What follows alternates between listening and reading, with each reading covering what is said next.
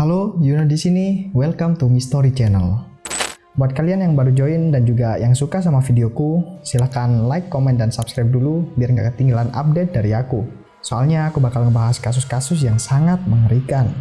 Nah, di video kali ini, aku bakal ngebahas sebuah kasus yang dilakukan oleh seorang dukun yang bernama Dukun Usep yang menghabisi para korbannya dengan cara yang sangat mengerikan.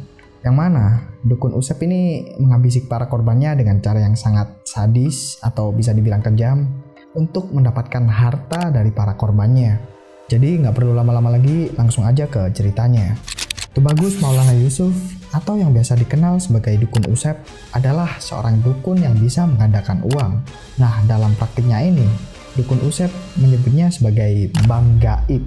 Nah, Dukun Usep ini berasal dari Kabupaten Lebak, Provinsi Banten. Karena itu, banyak orang yang datang ke rumah Dukun Usep dengan membawa uang, dengan harapan uangnya bisa digandakan berkali-kali lipat. Tapi, Dukun Usep juga mempunyai sebuah ritual yang harus dijalankan sama para pasiennya sebagai syarat untuk penggandaan uang. Nah, setelah para pasiennya ini datang ke rumah Dukun Usep sambil membawa uang, mereka disuruh melakukan sebuah ritual, tapi ritual itu malah membuat para pasien ini meninggal.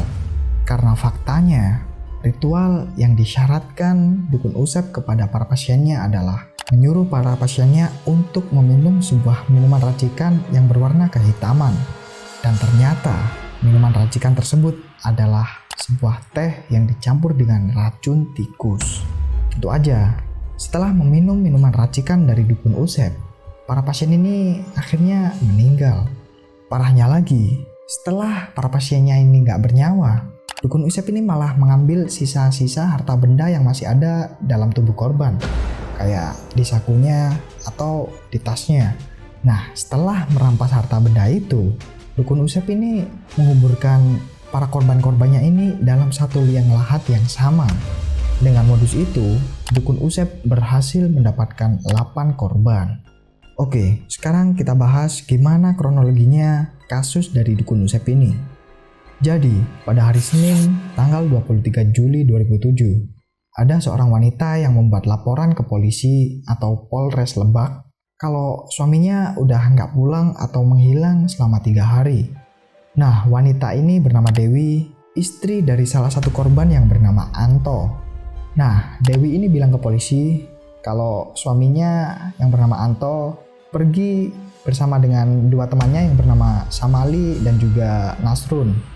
Yang mana Samali dan Nasrun ini juga merupakan korban dari Dukun Usep ini. Dewi cerita ke polisi kalau Anto pamit pergi menemui seorang dukun yang bisa menggandakan uang di desa Cikareo, Cileles bersama dengan Samali dan juga Nasrun. Jadi, Anto ini berniat menggandakan uang sebesar 200 juta menjadi 2 miliar ke Dukun Usep. Nah, yang perlu diketahui, penggandaan uang ini nggak dilakukan cuma sekali, tapi bertahap gitu. Nah, gara-gara itu, harta benda Anto jadi habis terjual karena tergiur sama penggandaan uang yang diiming-imingin sama Dukun Usep. Nah, setelah polisi mendapat laporan itu, mereka langsung mendatangi rumah sekaligus tempat praktek Dukun Usep.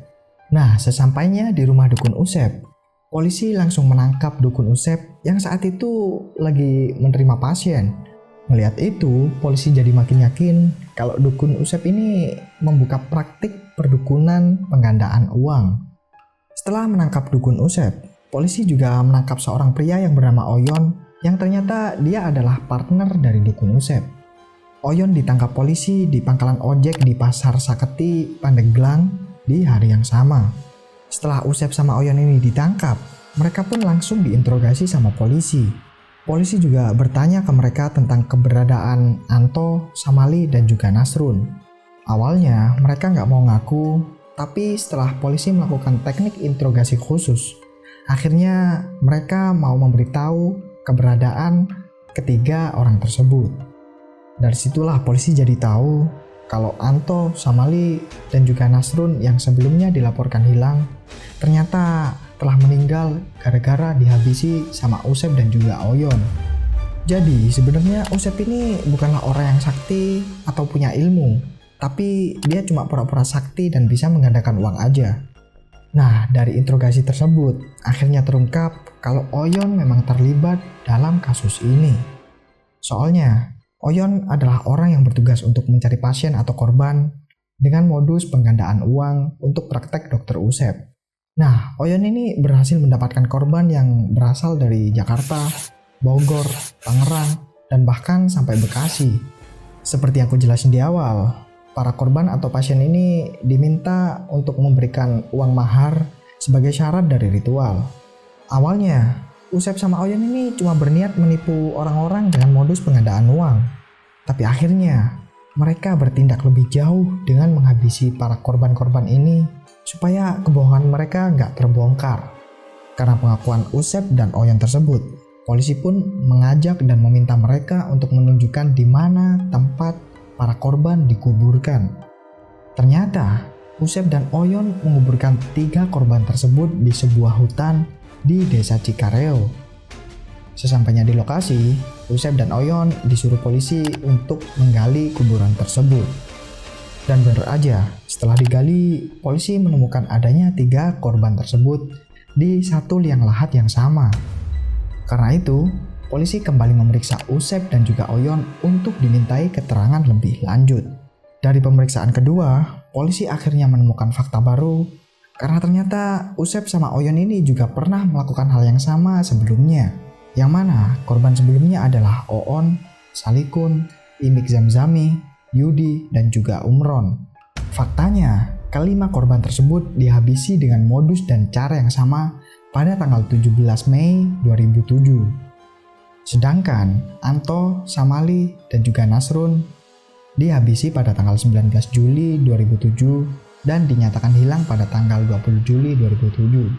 Karena pengakuan itu, polisi pun meminta Oyon sama Usep untuk menunjukkan lokasi dikuburkannya 5 korban yang sebelumnya udah dihabisi. Ternyata TKP pertama dan kedua cuma berjarak 1,5 km aja. Nah, TKP kedua ini berada di tengah hutan Kampung Cipajar, Desa Cikario. Seperti sebelumnya, polisi menyuruh Usep dan juga Oyon untuk menggali kuburan tersebut. Setelah digali, polisi menemukan 5 korban tersebut dikuburkan di satu liang lahat yang sama dengan ukuran 2 x 2 meter. Bahkan, kelima korban tersebut udah nggak bisa dikenali. Karena itu, polisi langsung membawa kelima korban tersebut ke rumah sakit untuk ditaruh di kamar mayat. Dari sini, kronologi lebih jelasnya jadi terbongkar. Jadi, sebelum dihabisi, 3 korban terakhir yaitu Anto, Samali, dan juga Nasrun, masing-masing dari mereka dimintai uang sebesar 14 juta untuk diserahkan kepada si Usep. Setelah menyerahkan uang tersebut, mereka semua diajak Usep untuk pergi ke tengah hutan. Sesampainya di sana, dukun Usep ini meminta mereka untuk menggali lubang tanah berukuran 2 x 2 meter. Alasannya sih, lubang tanah tersebut digunakan sebagai pintu gerbang gaib untuk menarik dan menggandakan uang para korban. Karena itu, mereka pun percaya-percaya aja sama dukun Usep ini. Setelah menggali tanah tersebut, dukun Usep meminta Anto, Samali, dan juga Nasrun untuk meminum minuman racikannya. Yang ternyata, minuman racikan tersebut adalah teh yang dicampur dengan racun tikus. Seperti yang bisa kalian duga, setelah meminum racikan tersebut, mereka bertiga pun langsung gak sadarkan diri dan akhirnya kehilangan nyawa. Melihat para korban yang udah gak bernyawa, Usep sama Oyon ini malah mengambil harta benda yang masih tersisa kayak dompet, HP, atau uang yang masih ada. Nah, abis itu, Oyon sama Usep ini menyeret ketiga korban tersebut ke dalam lubang galian yang digali sama para korban. Lalu besoknya, Usep sama Oyon ini kembali melakukan penipuannya ke korban lain, tapi akhirnya mereka ditangkap sama polisi.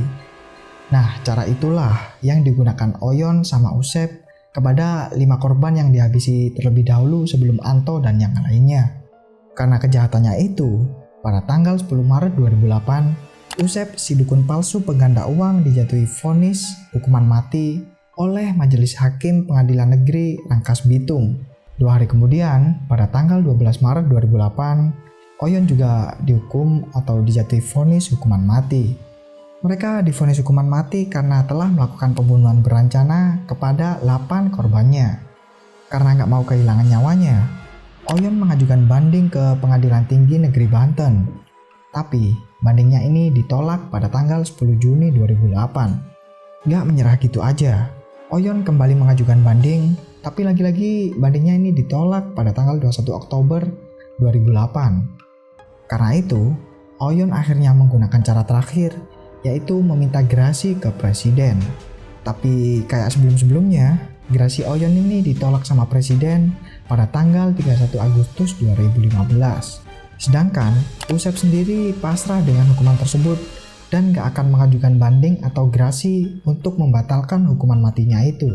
Saya tidak kenal dengan presiden. Saya tidak bersalah kepada presiden. Tapi saya bersalah kepada para korban saya dan keluarganya. Jadi laksanakan saja eksekusi, saya pasrah. Begitu kata Usep.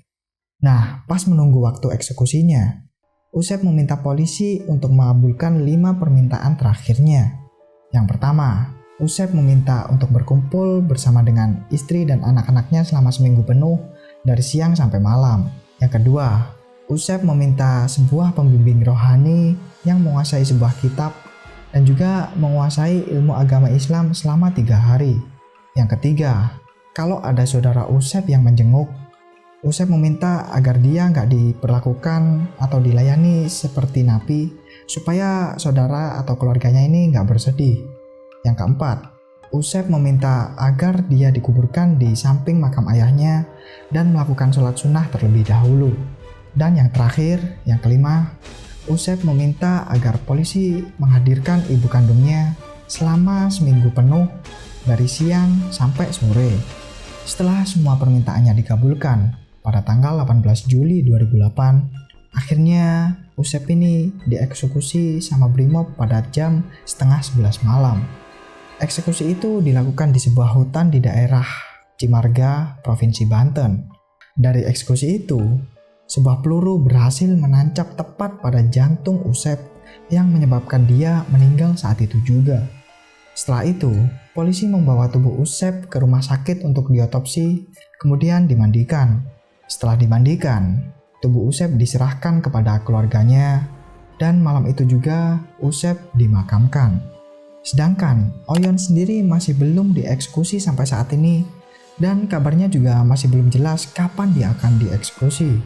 Karena itu, kalau kalian punya update tentang kasus ini, coba kalian komen di bawah. Oke, sekian dulu ceritanya dan itulah rangkaian kasus dukun Usep yang tega meracuni para korbannya hanya demi sebuah uang dan juga kekayaan instan. Makanya buat kalian gak usah lah main dukun-dukun gitu. Kalau kalian punya kasus lain yang menarik untuk dibahas, silahkan komen di bawah atau DM sosial media kami. Jangan lupa juga follow sosial media kami dan juga jangan lupa like, comment, dan subscribe biar gak ketinggalan update dari kami. Sekian dulu dari aku, see you on the next video.